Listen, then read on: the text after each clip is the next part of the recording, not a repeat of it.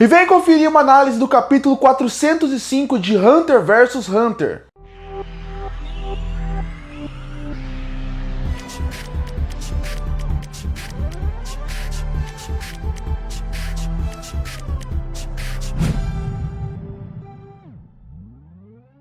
E o capítulo começa de uma forma diferente. Um homem que faz tempo que não aparece nesse mangá, aparece jogando cartas numa mesa. E esse homem seria nada mais, nada menos que o palhaço mais querido dessa obra, o Hisoka. E bom, logo depois que a gente vê que ele tá jogando cartas, que ele tá num nível inferior, logo depois ele sai daquele lugar e ele discute um pouco sobre como funciona a funcionalidade daquele lugar, a gente percebe que ele não é o Hisoka. Na verdade, ele é o Bolomenov, que é um personagem da trupe fantasma que tem a habilidade de ser metamorfo. O que isso quer dizer?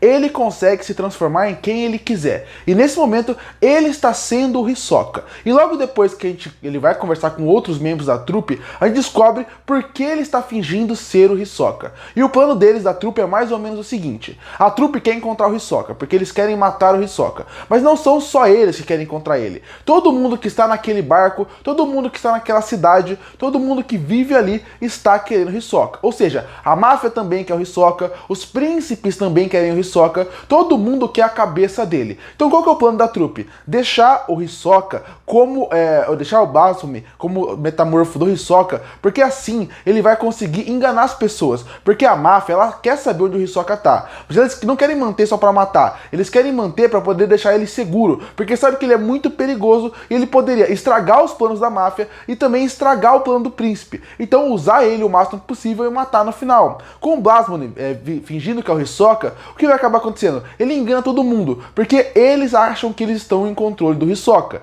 Porque, enquanto isso, a trupe procura o verdadeiro Hisoka. Então é um plano interessantíssimo. Enquanto todo mundo acha que está controlando o Hisoka, a trupe procura ele de verdade para poder acabar com ele. Logo depois, praticamente desse momento rápido, a gente vai com o Basume para dentro do navio, onde ele vai fingir ser o Hisoka lá dentro. O problema é, nesse ponto, muita gente já está desconfiando se ele é ou não Hisoka. Como eu falei, muita gente está caçando ele. Nesse ponto, até ele chegar num próximo alvo que ele quer conhecer, ele explica um pouco mais sobre o seu poder, porque a gente não sabia como que é a metamorfose. Ele pode se transformar em quem ele quiser, quem ele conhece, quem ele não conhece, por quanto tempo. Aqui explica rapidamente. Ele pode transformar em pessoas que ele já teve contato ao vivo e por um tempo curto de tempo. É praticamente o tempo que ele ficou perto da pessoa. Isso é muito interessante, porque vamos falar a verdade. Se parar pra pensar em poder, ainda mais considerando o Nen como ele é criado, se você dá um poder pra um cara ficar transformando em quem ele quiser, quanto tempo ele quiser, acaba normalmente deixando a obra muito quebrada pra esse personagem. Tanto que você pode reparar, normalmente obras que usam personagens metamorfos, o que eles fazem? Eles criam uma dificuldade pra ele, porque senão ele acaba com a obra. Então, por exemplo, quando você assistia Jovens Titãs, o Mutano era um metamorfo pra animais. Só que o que acontecia? Ele era um cara que não sabia se preparar muito bem pra isso. Então ele não se transformava em quem ele queria toda hora, porque senão iria acabar com a obra. Quando você pensa realmente, por exemplo, em alguns outros metamorfos, muitos têm a ideia de só pode se transformar algumas vezes no dia, poucas horas, pouco tempo, ele não consegue copiar tudo exatamente, porque assim você dificulta o personagem. E o Blasphemy é exatamente isso. A dificuldade dele é que ele só consegue transformar pelo tempo que ele ficou com a pessoa, ou seja, um curto período de tempo. Ele tem que ter visto a pessoa ao vivo, senão ele não se transforma. Então é dificuldades pro personagem que o Togashi, normalmente quem cria metamorfos, acaba criando. Logo depois ele encontra uma menina que está batendo em todo mundo, dá um soco e nessa hora ele acaba falando que ele não é o Hisoka. Ele acha que ela não ouviu, ele consegue fugir e na sua fuga, essa menina acaba conversando com outro personagem e falando, ele é um impostor, a gente dá pra perceber que ele não é o Hisoka de verdade. Ou seja, ele já foi descoberto que não é o Hisoka. Logo depois ele se transforma numa mulher que ele matou para ele poder conseguir sair daquele lugar e ele vira o Cholo, falando um pouco mais de como seria o seu objetivo. Logo depois a gente já volta para outros membros da trupe que estão conversando sobre qual vai ser o seu próximo objetivo. E a gente conhece uma organização que a gente já conhecia, mas agora parece que vai entrar forte na obra, que é o Hell Lee. Hell Lee, para quem não sabe, é praticamente uma organização parecida com a trupe fantasma. Eles trabalham, só que são menos conhecidos. Mas a ideia deles é exatamente essa, trabalhar nas sombras e fazer missões que ninguém conhece. Inclusive, o plano deles é muito parecido. O líder, no caso, a Morena, que é o líder deles, acaba falando qual é o objetivo. E cada um faz o que quiser para cumprir esse objetivo. Então, se ela falar, a gente tem que destruir um palácio, ela não vai criar um plano para todo mundo destruir o palácio. Ela vai falar, eu quero que destrua o palácio, e cada um vai fazer a sua estratégia para destruir esse palácio. Muito parecido com o que a trupe faz. Certo ponto, ele até menciona que pode ser uma cópia deles. E aí, qual que é o plano que o Hell Lee está fazendo? Afinal, eles estão muito tempo desaparecidos. Eles querem ficar mais forte de NEM. E como que você faz isso? Matando pessoas. Quando você mata pessoas e coloca todos no mesmo lugar, um grande nível de NEM está ali.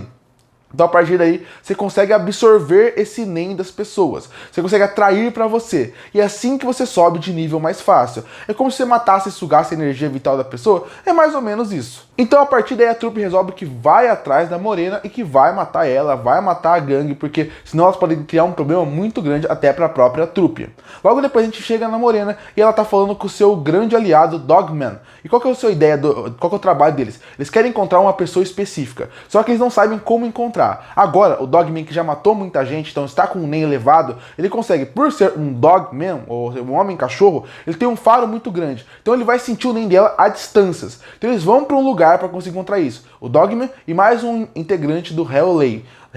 E a partir daí, esse vai ser o plano. Eles vão para um lugar, querem encontrar uma pessoa específica para poder ter essa parte de NEM que eles precisam para completar a missão. Logo depois a gente vai para o subsolo, onde encontra os outros membros da equipe do Hell Lee, que estão no nível 51, 100, de tantas pessoas que eles já mataram. A trupe chega no esgoto, que parece ser o lugar onde eles estão, eles ficam surpresos, provavelmente por ver uma grande quantidade de corpos, e o capítulo se encerra. Mais um grande capítulo de Hunter vs Hunter. Eu adorei a forma como eles mudaram o ideal do capítulo, vamos dizer assim, porque quando você pensa, tava muito legal ver a ideia do barco, ver os príncipes, a discussão, mas tava um pouco maçante ao mesmo tempo. É legal mudar um pouco de foco. E eu adorei esse capítulo porque realmente mudou o foco. Os personagens da trupe são muito legais, eu gosto muito deles desde a primeira vez que eles apareceram, a maioria é muito carismático, então a partir daí é legal ver a trupe de volta. É legal ver o Hisoka poder voltar pra essa história. Esses personagens não são só uma história paralela, não. Eles vão mudar todo o conceito da máfia, que muda diretamente o conceito dos príncipes. Você ainda tem personagens que são muito importantes para a obra, que estão voltando, como o Hisoka.